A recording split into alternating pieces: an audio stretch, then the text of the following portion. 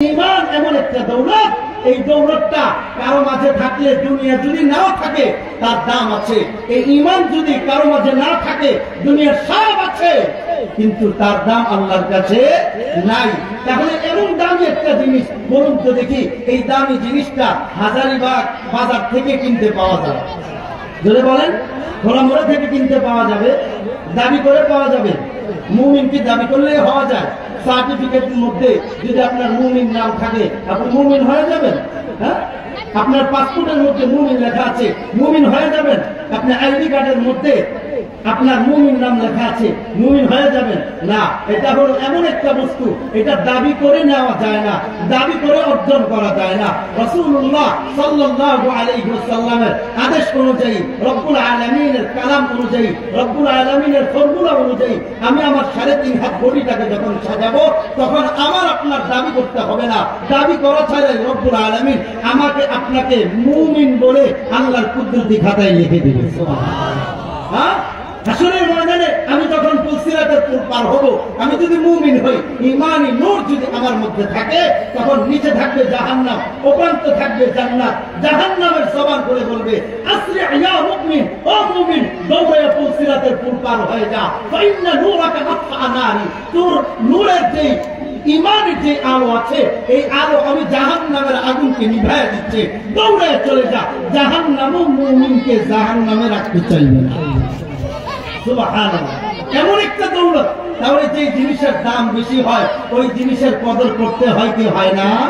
কদর করতে হয়। আমাদের মা বোনদের কাছে রূপাও থাকে, স্বর্ণও থাকে। বলুন তো দেখি, মা বোনরা রূপার কদর বেশি করে না স্বর্ণের কদর বেশি করে? স্বর্ণের কদর বেশি করে।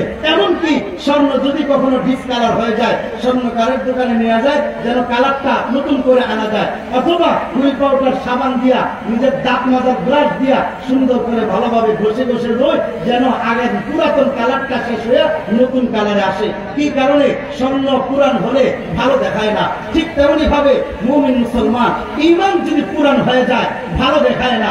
ঈমান যখন পুরান হয়ে যাবে ভালো জিনিস ভালো লাগবে না। ঈমান যখন পুরান হয়ে যাবে তখন আমার নামাজ ভালো লাগবে না। ঈমান যখন পুরান হয়ে যাবে ভালো কাজ ভালো লাগবে না। ঈমান যখন পুরান হয়ে যাবে কোরআন হাদিস ভালো লাগবে না।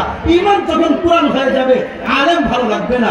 ঈমান যখন পুরান হয়ে যাবে আমার শরীয়তের কোনো বিধি বিধানই ভালো লাগবে না। আমার মন চাইবে খালি গুনাহ করতে, গুনাহ করতে, গুনাহ করতে, গুনাহ করতে।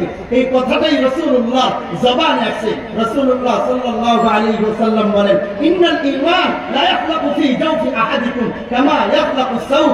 রাসূলুল্লাহ বলেন, কাপড়ের মধ্যে যেমন ময়লা লাগে ঈমানের মধ্যেও তেমন ময়লা লাগে।